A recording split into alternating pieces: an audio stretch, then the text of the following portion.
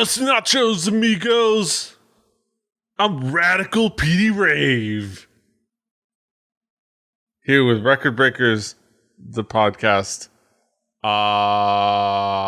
Here with me, as always, is my team, my squad, my co-compatriots, the truly extreme and radical. We've got Brett. Hello out there, babes and hodads. We've got Patrick. Hola. And we got Drew. Surf's up? Yeah. Cleveland surfing.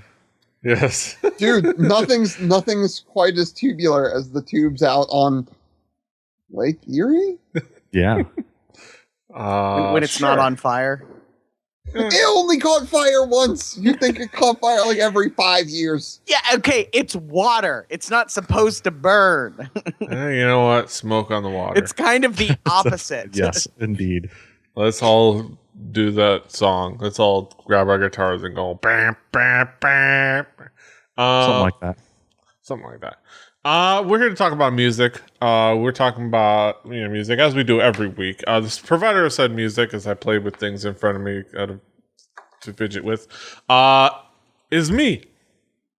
And I'm bringing forth an album, an indie rock album by an outfit from the Republic of Korea, a little Korean indie group called the Koxx. Debuted in 2009 on a show called Hello Rookie. They formed a band for like a end of year party for some friend of theirs, and they decided, hey, let's just keep doing this thing. And they've been doing it for several years now. And they're a really cool indie group that I found out by a few years ago by following Simon and Martina's the Eat Your Kimchi Cruise Korean indie playlists. Back then they had this song called Love Dance. It was like 2012 that they came out with that, and then suddenly they went on a hiatus. And the hiatus is similar to the hiatus that the esports fan Drew will be familiar with. Because they all went to the military. So they had a little bit of a hiatus because of that, mandatory military service. But then they came back. They announced that they were, a couple of years later in 2015 last year, they announced that they were coming back. They had put a single and they announced an upcoming album. That album was The New Normal. The album right there. It's a very interesting album, and I'll ask you guys. I'll start with Patrick. Patrick, what were your expectations coming into this album? You said it was Korean indie rock, which is something I've been known to occasionally enjoy, so I figured there was a shot I'd enjoy it, but otherwise I had no idea what I was getting into. I thought their name was an interesting choice, but that's about all I had. Mm-hmm. Drew, what were your expectations? See, when I heard Koxx, I was thinking that maybe we would get songs about how much they hated the black doctor and the white doctor, but no, it was something that it was a Korean outfit that you brought to us, and so I knew that it was probably going to have really high production quality at the very least, so it wouldn't be bad to listen to. So I was expecting that, but other than that, I went in completely blind. Mm-hmm. Brett, did you have any expectations coming into this album? I didn't know dick from Koxx. I didn't know nothing. Yes, I'm sorry, guys. I didn't even know the country of origin because I forgot. I assumed it was an Asian country. Then listening to it didn't help me at all because the telltale signs of this ain't from here weren't immediately present. So I'm an awful person who finds a lot of that stuff to be adorable and endearing. I didn't get a whole lot of that here, so my steering wheel wasn't there. So I just sort of rode with it and I try not to read other people's reviews of albums that we listen to, even though I probably would have a little trouble knowing where to go to look for this. Yeah. But I've had no knowledge of what I was walking into until I stepped face first into it. Yep. And you step face first into a very cool indie rock group, kind of making an anticipated comeback. They're I would say another one of the Hongdae darlings. Playing many times in the clubs in Hongdae, and festivals and multiple places. This album is very it's very indie rock. It's very synth influence. It's very kind of has like a lot of cool different like moods and modes and kind of feels to it. It has a lot of fun stuff happening with the guitar stuff. Has a lot of fun stuff happening with the electronic parts of it. The genres that they have listed are electro and garage rock, which kind of gives you kind of an idea of them. It's very cool. It's very energetic. It has very good vocals. It's fun to listen to. I will leave it to the guys to help describe it a little better musically, but it's just a fun, cool indie rock record with synth pop with synth influences, not synth pop, but synth influences and electro influences, which kind of mix well together. Patrick, how would we describe this album musically? What would be the themes elements that catch your attention? It's an interesting blend of sort of indie as a genre, indie rock, with very dancey pop music, which with vocals that were like, and I'm saying this as a compliment, boy band level harmonies, like where that was the intention, was to have 3 or 4 male voices with these massive harmonies on choruses. It's definitely, in terms of like what we've listened to in terms of Korean indie rock, it's way poppier than Love X Stereo, but it still has guitars in there. It's got a lot of cool synth stuff. And occasionally what I think are probably some programmed drums mixed in with real ones. So there's music being played here with instruments, but they're definitely played by people who have a spot in their heart for like EDM and, dance music in general. Mm-hmm. Drew, what would be the themes elements that caught your attention? Well, like I said up top, anything you bring us, the production quality is always super insanely good. And then it's something that I think was said the last time you brought something from South Korea. If it's going to make the jump and we're going to notice it over here, of course it's going to have good production quality, because it's not like they're going to ship the garage rock bands over here. It's going to be something that is obviously accomplished and know what they're doing. So it has a lot of like really hooky choruses. Patrick said it. It is dancey, it is poppy, but at the same time it has that sort of like indie rock sensibility to the guitars. The vocals are just fantastic, spot on, like pitch perfect to a kind of a ridiculous degree at times. There's fun guitar hooks. The rhythm sections are great. It's danceable, fun stuff. And so how I usually listen to this sort of, how I listen to the stuff we do for the show is what I usually do is I will listen to it while I'm driving or while I'm cleaning, while I'm doing something, right? And then when things start to catch my ear, I'll make sure to like make a note of it somewhere, like either on my phone or like just a mental note of like, okay, this track I need to go back and I need to dive into deeper. I need to listen again on some headphones, stuff like that. The weird thing about this was everything was catchy and everything was fun, but like I never got the like song that like made me go, oh, I need to go dive deeper into this, or oh, this is what. It was all surface level. Just, I've said it before, it's that the popcorn music. It's good and it's fun while you're there, but like nothing. It had hooks and the hooks never got me.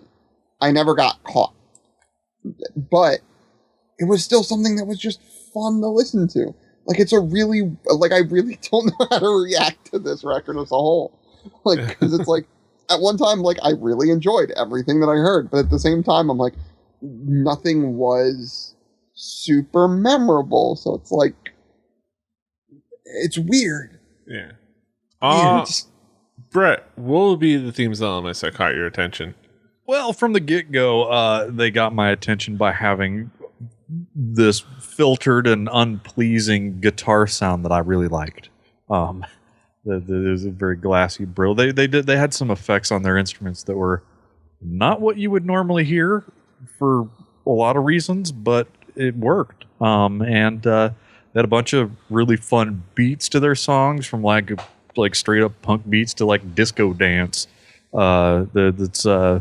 There are a lot of things that, like, the drums didn't always match up with the rest of what was going on, but it did. It was like a breakfast skillet with a grilled cheese sandwich somewhere in there. It's kind of weird, and I kind of dug that. There were some synthesizers.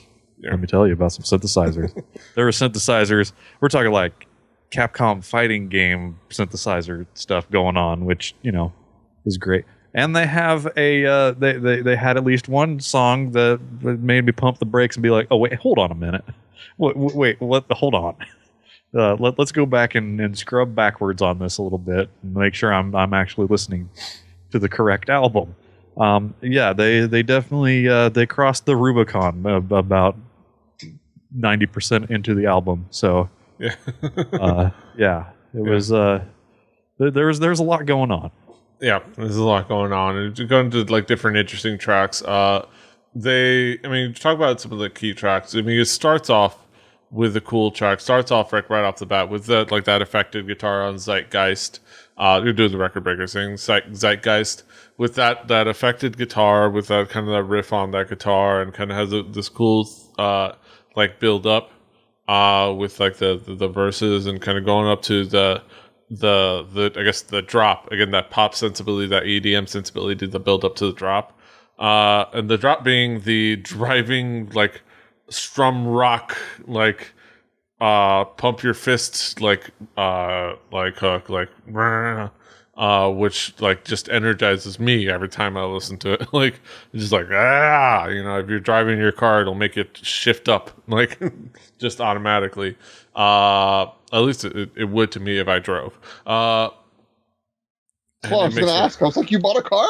I'm so excited for a second. I wish. And it makes it for a great opening act, because opening track, because it gives you a taste of some of the things that are going to keep going throughout the rest of the songs, while still leaving some things to discover later on. Another great track is Echo. It just has a great feel to it, musically, and kind of the vocals as well. It just kind of is a good track right there in the middle. And then I imagine this might be the track that Brett is talking about, Sperm Wars. Sperm Wars. Sperm Wars is just this maniacal track that just kind of catches you off guard, and is just this wacky, kind of a little bit of a ball of wackiness and energy, and I had to go and try to look at the lyrics, try to figure out what it's about. It's very obtuse. If I were to guess about anything, it might be about the moods that they had, in the military. I mean, if I were to guess, but it's very hard to figure out. And then it ends with a baby crying. Like the track ends with a baby crying. And yeah, I mean, I'll go to you guys for some of your tracks. Patrick, what would be some of the key tracks for you? I'll talk about the opening song, Zeitgeist. The chorus on that song is something fucking else. It just, the first time it comes in, it hits like a freight train, and you're like, oh, this is what I'm getting. And not so much the first, couple seconds, but when that first chorus hits, you're like, wow. And it's a fun song. It's got cool synths, and like Brett said, the super weird filtered guitar. Which, I don't know. I wondered if there was a guitar synth used in here, or if it is literally just a stack of effects pedals. But it's an interesting sound they got out of some of the guitars on here to make them sound. They sound guitar-y in terms of the way they're played, but they sound synthy in terms of the sound that's coming out. By the way, I liked, is very dancey. Had a really, really cool melody on the hook. And it was sort of the right intersection of rock, pop, and dance music all kind of at the same time. And it sort of rode that fine line between like, is this sort of rock music or is this kind of K-poppy? And it stayed right on the not quite full K-pop line, but definitely took some elements of that sound. And Mad Ashley, which I just liked because it was it had a really cool sort of Maiden-esque harmonized guitar break, and it was a fun song, and a thing you don't expect on a dance record is a harmonized like guitar solo-y bit where you've got these guitars playing a third or a fifth apart and following each other. It was cool and fun, and it was a very like upbeat and fast song, and I really liked it. Mm-hmm. Drew, what would be some of the key tracks for you?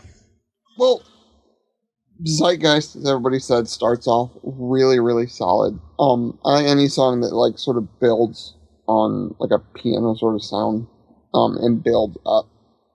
And the hooks in this one, the danciness of it was really, really cool. Echo, something about it just sounded like it would fit in like modern alt rock radio today, like in America, without missing a beat. I think like it sounds like it would fit in with like those like sort of indie pop like radio songs that you hear now, which I thought was actually kind of cool to hear that sounds happening from these guys somewhere other than America, and that song sort of permeating. It's always cool to hear genres and how other areas take them in different directions, even though, like I said, this sounds like it could have been plucked off of our radio airwaves. Oh, excuse me. And Yeah. but then we're gonna go into Sperm Wars because Sperm Wars. one, that name is hilarious to me as a human being. But I don't know if you can hear the Z at the end of Sperm Wars. Yes. Yeah. It could have been a Sega Genesis game. Space Harrier 2. Sperm Wars. Indeed. But like something about like the like those bleeps and bloops at the beginning fading into them being the guitar work as well, and then the guitars having that weird effect on them that they did throughout the entire thing. Something about it was just really kind of cool when you listen to it. There's something that it's one of those songs where I put my notes. I almost put Flynn's Arcade, and then I realized this was definitely not 80s enough to be Flynn's Arcade. But if there was modern arcades, I feel like this could be something that could fit in to like the soundtrack just going on in the background of an arcade and still fit in like really, really nicely. I don't know. It must have been the bleeps and bloops that got my brain going in that direction, but then it wouldn't stop in that direction. So it wasn't a sprawling, but it was. We'll have to talk about that. Let's talk about that. Brett, what would be some of the key tracks for you? Well, just so that I can join the club. The album does kick off pretty well, leading you towards what you're going to get going forward, for the most part with Zeitgeist. Once the drums come in, the song opens up, and it's a big sound layer cake that they've got going on. The polish, it's unmistakable. I mean, like everything that we get over here. Yeah, we don't get the nasty chopped together teenager from SoundCloud stuff. We get the cream rises to the top with Petey's picks. This is way more than just some kids in their garage. A little different song, Man Go. It's a dance beat driven pop rock song. It follows a template that is used in pop music, but it has a lot more substance. They like have a break where the percussion just goes off on its own for a little while, in a way that radio would never. They would cut that part out, and that would be left on the floor. It was kind of neat. They let things sort of brew for a little while. And Sperm Wars. Toe Jam and Earl escaped from the Sperm Wars. Yes. This was one of those. Are we just gonna keep name dropping like Alex Kidd and the Sperm Wars to late 80s to early 90s? And you're gonna make me have to do some photoshops. God damn No, it. no, please don't do that to Altered Beast. Yes. Altered Sperm Wars. That's right. Altered Beast 2. Why is the milk wave? Yeah. Wind Sperm Wars. Yes. The stop it. The Legend of Zelda. This Wars song, of the Sperm. Sperm Wars was like a theatrical production. Like there were some things going on here that like they tried really they were trying so hard it was painful, but they pulled it off. The bass is really fun on the track. The vocal harmonies work. It's not got a Sproing in it, but I do want to give it the Golden Sproing Award for effort. They've it really was a screeching halt moment where I'm like, what the one of these things is not like the other song that ends with a baby crying. It was pleasing. I enjoyed it. Yeah. And we can bring it back around the horn for some final thoughts. Patrick, what would be your conclusive thoughts on this album as a whole? This is my favorite Korean thing you've brought us since Love X Stereo. It helps that it's in English, but the music's fun too. It's enjoyable. Like I think we talked about, it's very upbeat, it's happy, it's dancing music. I would be really, really happy if these guys showed up on the Korea night thing at South by. It would be like, oh cool, I will enjoy their set, because I think they have some pretty good music. I might go back and try to hunt down a little more of their stuff, but I guess I read a few like reviews of this, and they say this was really them making a big step forward in terms of the quality of their music and kind of finding themselves as they get older after a couple of years off, because they were all in the military. But it's pretty enjoyable. Like it's not the greatest thing I've ever listened to, but it's exceptionally well executed, and it's fun and enjoyable. Yeah. I've said way too much. Yes. Drew, what would be your conclusive thoughts on the album? Like I said, in sort of the B block, there's something about this that just was absolutely a blast. Sperm Wars. Sorry.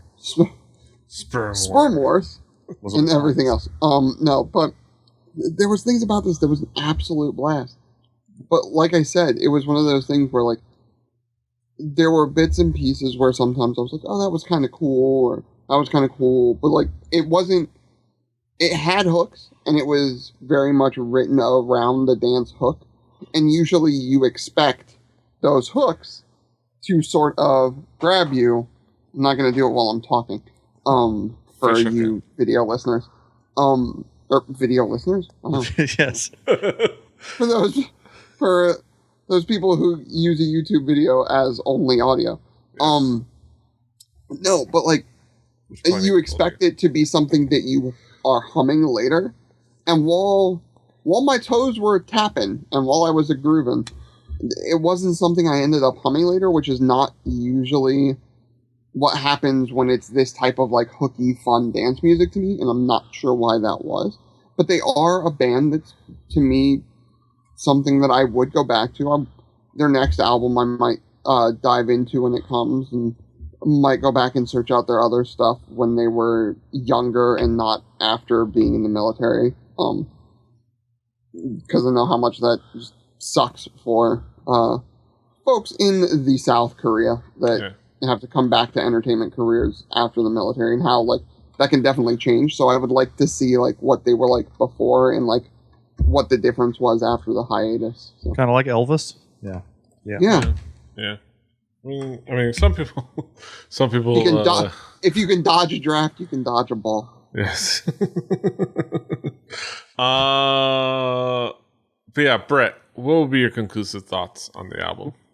It would be convenient for me and Petey if any members of these teams decided to go to a KBO baseball game and throw out the first pitch. That would just link this whole the snake would eat its tail on this. This was great music. This is making me wonder what the nightlife in Hongdae is like, where these guys are romping around, because we're not hearing live performances. I'd like to see what a live performance of this is, and that could be just as entertaining as this album. This is there's something delightfully exotic about this album. It doesn't stand out on novelty alone, which I like me some novelty. Don't get me wrong. I brought guar, but there's some really great stuff here, and it can stand on that. Yeah, and it is just the Koxx is a really cool band and has a really cool style and like feel to them.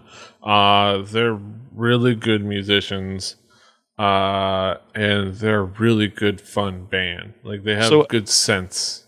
So as like a fan base, what would you gauge their size as? Like how hot are they? They're fairly, I mean they're influential. They're pretty big. I would say like it's hard to gauge because I'm not there, especially for like if I'm not, because the easy things to gauge are the exportable things like K-pop, so where I'd have to go to the shows. But I would say that they've been on a bunch of different like shows that like are more mainstream known, and they've been on on national television doing things, and they play some shows, and like I'm trying to see, they had a radio appearance where they had a nice little like fan base that were like all losing their stuff, and then in a little live audience, all losing their shit, having fun.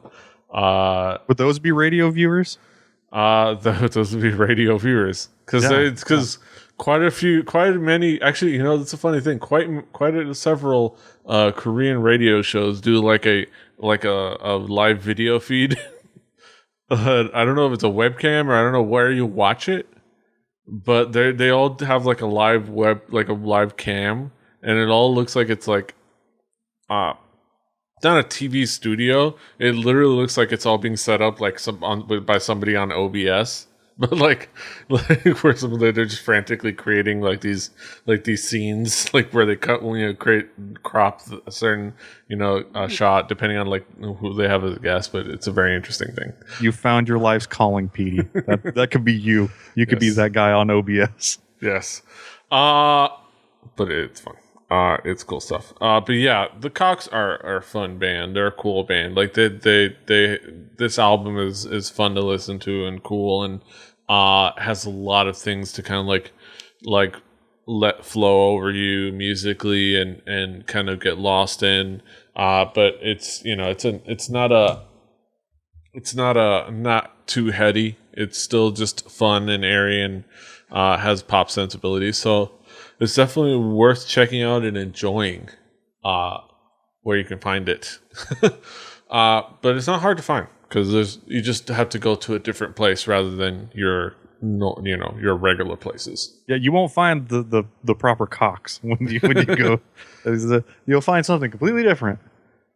Yes, and not dicks, but another Koxx. Gosh, I tried to go with like the highbrow. No. There's actually, if you go to Spotify and search Koxx, you'll get some like a hip hop artist or something. Yeah, wait, what? Not dicks. You will get Koxx. I thought we were like. No. I wanted to make a joke about the doctor, but no. Like, there's actually a rapper. I'm ill informed, but I know that when Petey said by name what we were looking for, and he's it's 2 X's. I looked it up. Koxx, yeah. But yes. Koxx. Yeah, he sent it to us, so I just didn't bother looking. Yeah. On anything.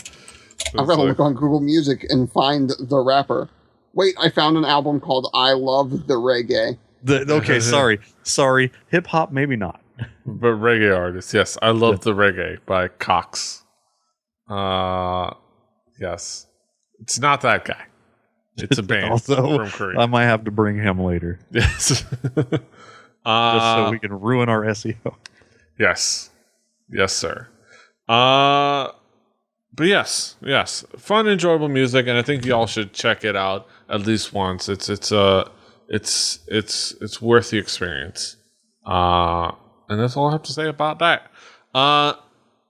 Almost. Now we get to the main event of the evening, what we've all been waiting for. we get to our haiku reviews, let's maintain our usual initiative order. Our initiative order. I'll start with Patrick. Patrick, what is your haiku? Quality dance rock from our friends in Korea. Very much enjoyed. Drew, what is your haiku? Solid production and some great chorus hooks, but nothing that caught me.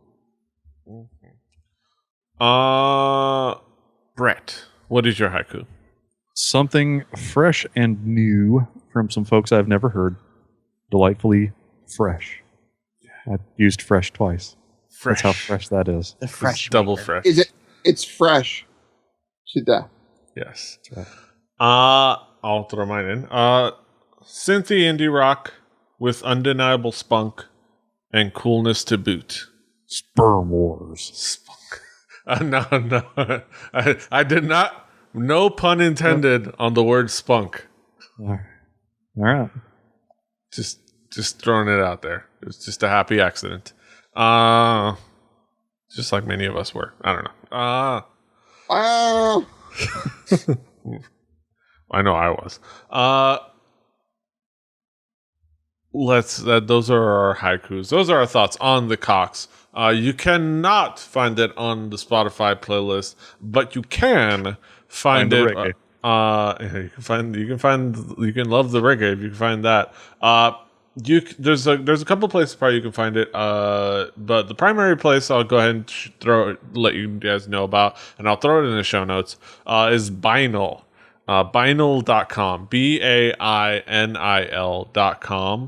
/album/1388, but you can just search for Koxx on there and you can find the album New Normal. It's most of the money that you put into there goes to the artist, and it's cool, and it's a bunch of indie and not indie Korean music, really high quality downloads. Not the best media player app, but when you buy it on there, you can go on the website and download the files and put it wherever you want. So, and they're all super high quality. So, go check it out. Check them out on Vinyl. It's a fun word to say, and it's a cool website that gives money. You'll support really cool artists, and you can kind of roam around and see other indie artists down there, like Love is Stereo or the like. Or the Solutions, other groups that have talked about it on this show. So go check it out. But speaking of our Spotify playlist, I know we have it on our Spotify playlist. We have next week's record will be there, and it will be provided by Swagger. Patrick, what is your what do you have for us next week? Since it's been a minute since we listened to some metal, I'm going to bring the metal of Zimmer's Hole and their album, When You Were Shouting at the Devil, We Were in the League with Satan. Yep. That's what we got next week. Look forward to it next week. But that's next week, and this is this week. You can, of course, find us all over the internet. Patrick is at Swagger. Brett is at Hibbard, HIBBITYBIBBARD. Drew is at X24X. I'm a Petey Rave. The show's at 4 Record Breakers. That's the number 4 Record Breakers. RecordBreakersPodcast.com. RecordBreakersPodcast@gmail.com is the email. Rebelli.net for this and other shows. Rebelli TV on YouTube, on Twitch. All the things we're all over the place. Search for us, like us, share, subscribe, do the things. Until next time, hasta los huevos. Toodaloo. Annyeong. Fighting.